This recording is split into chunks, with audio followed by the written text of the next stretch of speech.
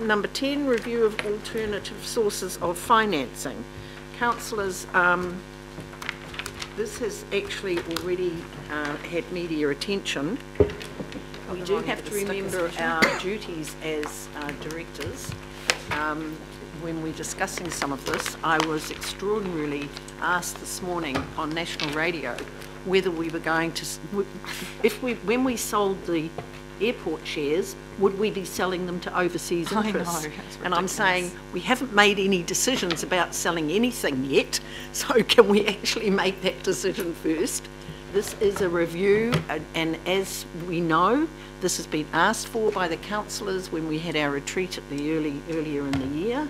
Then it was part of the budget committee, and Councillor Cooper has been very staunch on this, that we actually need to do a review. I think it comes through as the alternative funding that I chaired for Local Government New Zealand, the paper that came out the other day. I'm very disappointed that some people are commenting on it without actually having read it, because it actually says council's got to look at its core business and what it's doing first before we, and obviously partnering with government, but private sector and communities as well. So we have to look at everything first. So this is probably the first step if we pass this paper today. So thank you, John. Welcome, and I'll hand over to you. Thank you. Yeah, thank you, Chair. So just to reiterate, this paper results from the Budget Committee resolution of 7th of May 2015, which asks staff to undertake a review of Auckland Council's mix of funding sources.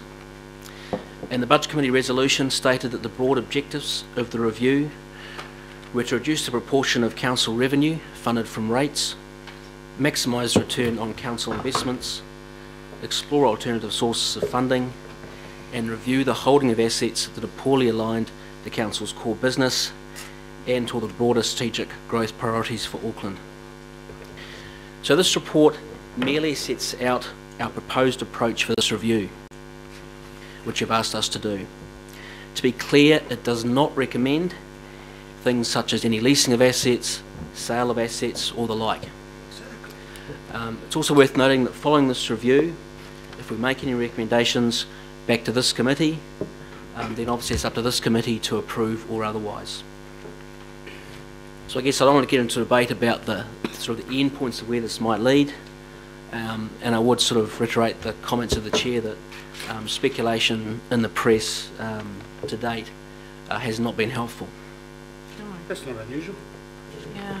So on that note, so I'm happy to take any questions. Got premature ejaculation. Okay, thank you. Questions? Councillor Quacks. Yeah, thank you, Madam Chair, and look, I welcome this agenda item and generally welcome the approach that's being taken, and a prudent approach. Just one question that I have, and then I may speak later on if there's still time. I was just looking at the paragraph 14. Management will review advice received from the advisory firms and report back to councillors in time to provide input. I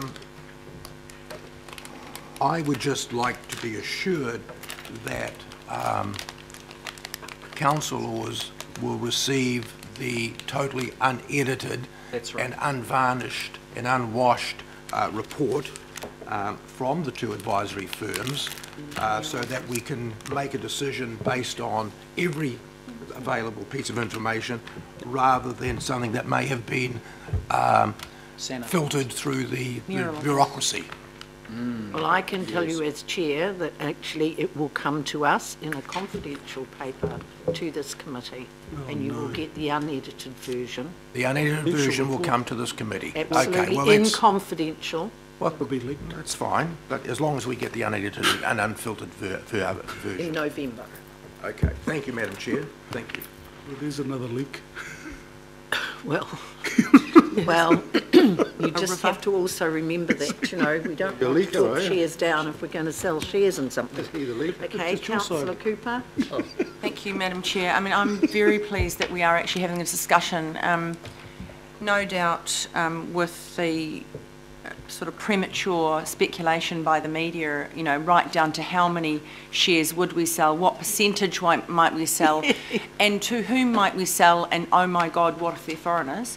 You know, we'll have the people dusting off their no asset sales banners and in the gallery, but I'm hoping for a really informed, mature, sensible, measured debate, because this is not something to be done lightly. No. And if this had been read properly, it was seen this is about the framework for the discussion. It's not about what we're going to do right now.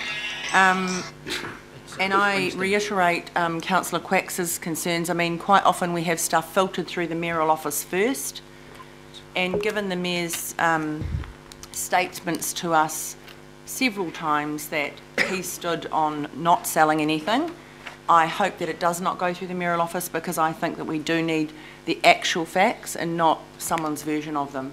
So that's, I'm really pleased to hear that that's going to be the case. It also, I know at the time our CEO said, look, we could do this in-house, but I just, and I'm not averse to it going to independent bodies, but if I could just get an explanation of why he felt that was the right way to go. Well, I think our Chief Financial Officer, who who is pushing and controlling this process. Delegated down to Absolutely. you. Thank you. Firstly, as the Chair has indicated, this process is not being conducted by the mayoral office. I am sponsoring this as your Chief Financial Officer under Stephen's delegation.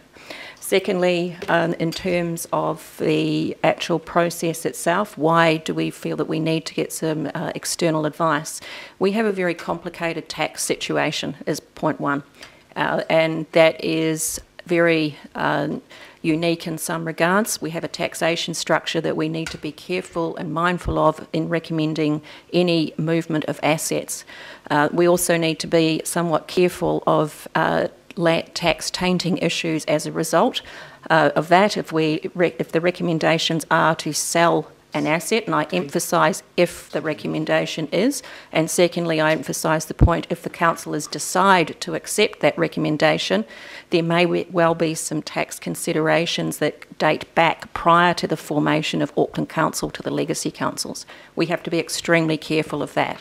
Also, to assure the councillors of a level of independence is the third reason for obtaining appropriate external advice. Okay, thank you very much. Is that okay, Councillor Cooper? Yeah, I thank you, accept that. Councillor Wood. Yeah, thank you, Madam Chair. I just want to ask a question in relation to what the, you know, what is the range of areas that we're looking at, and will it include the shares that we own in Auckland International Airport Limited, and will it also include the ports of Auckland and what we could do to maximise our returns on that investment? Everything. John? Yeah, through you, Chair. I mean, the plan at the moment is to keep the scope as broad as possible so we can consider all possibilities. That'll include those two assets that Auckland Council owns. It would include all the assets that the council owns. Okay, thank you. Can I go to paragraph 12 in the report, and the bullet point down says consideration of the implications on all relevant stakeholders, including Auckland Council, goes on, Auckland Council controlled or council controlled organisations, local board, the IMSB, central government, and then it says residents and ratepayers. What does that mean, that you're going to be looking at the implications? Is that going to be us looking at the implications on those groups, or will it be us actually having dialogue with those groups? Through you, Madam Chair, Councillor Wood, what that means, two things, is that the recommendations in the report will need to consider the implications of the parties noted. The reference to residents and ratepayers is depending on the recommendations that are submitted back. there may well be required by law before you can agree or make a decision on any particular aspects of any recommendations to sell any assets that you will need to potentially consult with the public. And that is the reference to the residents and ratepayers. So did I read somewhere in here where it's indicated that could be a amendment to the 2015-2025 long-term plan? Again, through you, Madam Chair, that is correct, Councillor Wood. If depending again on the recommendations and the need to consult, that may result in an amendment. We are only indicating that to you so you're aware. Again, emphasise the fact no recommendations or decisions are being made today. So you won't be going out and actually having dialogue with those bodies. You'll be giving us the implications as to what could be the impact on those organisations. That's quite correct, and then you can make your decisions accordingly, and if that then requires that consultation be undertaken at that point. Okay, and can you just advise the time frame? You know, it says that it's going to be done so that it can impact on the 2016-17 annual plan process. I mean, that's already started. Will this be this year, or will it be in the Councillor Wood will provide the report back to this committee in November. November, okay. And will we be getting any updates, or it's just going to be we're getting it one report will be all we'll hear from you? Our proposal is one report in November. At a confidential meeting so that we're not talking down or up shares. Councillor Hulse. Thank you, Madam Chair, and I welcome this report, and I again acknowledge my colleague Councillor Linda Cooper's promotion of this as something that we need to look at, and it certainly fits with the local government funding review that you yourself have chaired. I just would like to make a couple of points. I'm actually happy to move the recommendations. I am happy to do that. And I'd like to make 2 points in speaking to the recommendations. I think we've got two ends of the continuum to address. I want to make sure, and I know and I acknowledge our CFO's comments, I have every confidence in this report actually doing what was requested. I need to, however, be reassured that we're going to take an intergenerational equity approach. So this isn't a quick sell down, a garage sale to keep rates down for the election year. So let's be really clear about that. This is not about that, it has never been about that, and it will not be about that. So we just need to get that on the table. Secondly, I think we need to do this in an authentic manner that genuinely puts everything on the table. And in doing that, we need to do it in a way that says, let's have a look and let's actually work out what's not okay to sell. Until you have things on the table, how can you work out what isn't up for sale? Otherwise, this becomes run by ideology that actually neglects that intergenerational equity. So I'm very clear about that. And I think the last thing we need to do is to make this overly political or media hyped, and we need to leave our ideology at the door while we think about the good of Auckland and the good of future generations. Thirdly, Madam Chair, I think councillors and the elected member arm needs to match this. And we need to remember that we are not politicians of the 80s with wide shoulder pads and excesses and drinks cabinets, and I think we need to not neglect the little things and the small details, the domestic details of how we run our lives. And I'd like us to look at things like our car parking. We've got a I was going to swear, but I won't now. We've got a truckload of car parking down there on B2. I'd like to know how much we'd get if we rented that commercially. So, you know, let's look at that stuff. Let's genuinely put these things on the table. And if we are looking at the good of our city, we need to look internally as well. And I might like to talk to the councillors at some stage about things like bickies with cups of tea. So let's, you know, we're macro, but it's the small, what do they say? Look after the pennies. Yes. Councillor Webster and Councillor Hulse, and the pounds will look after themselves. So we can't neglect the small details as well. So thank you, Madam Chair. Thank you for that, and those are very good points too. Councillor Casey. I didn't support this at the Budget Committee, and I'd like to explain my reasons why I won't be supporting it today. Review the holding of assets that are poorly aligned to Council's core business. If you ask the 21 elected members in this room what council's core business is, you get 21 different answers. I don't think that everything should be on the table. There are pockets of assets that we hold